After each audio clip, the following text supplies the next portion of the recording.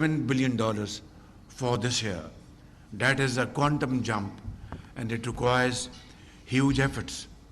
Pakistan needs modern technology. Pakistan needs modern techniques and best practices to boost our agriculture production, and then have value-added products for our exports.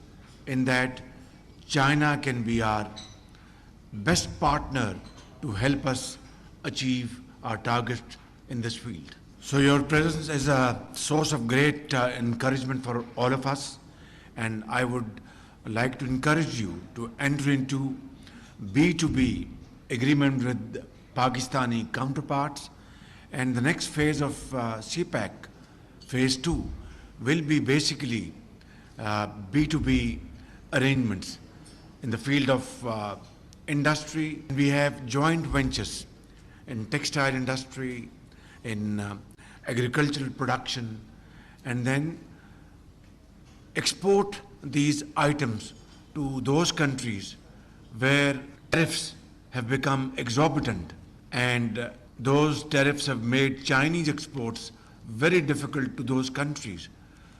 Pakistan and China can really devise this mechanism whereby together we produce those items and export to those countries easily. That will be a win-win situation. Before I conclude, I would just like to mention that China and Pakistan are great friends.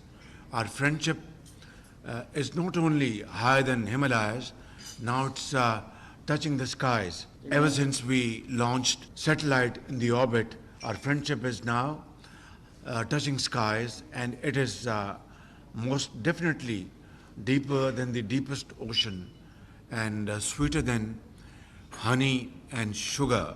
But now it's all about having joint ventures and convert this friendship into actual business relations as part of CPEC 2. Our Minister for Commerce, Jam Kamal, and Chairman TDAP, Motiwala, our Minister for Agriculture, Rana Tanveer, and their respective secretaries and Board of Investment, they will all join hands together along with Mr. Aleem Khan, and of course our Ambassador Khalil Hashmi is here, who's doing a wonderful job to stitch this relationship between Chinese and Pakistani business partners so that we can really achieve desired results in times to come. Ladies and gentlemen, it's a pleasure to meet you. Pakistan Chini Dosti Zindabad.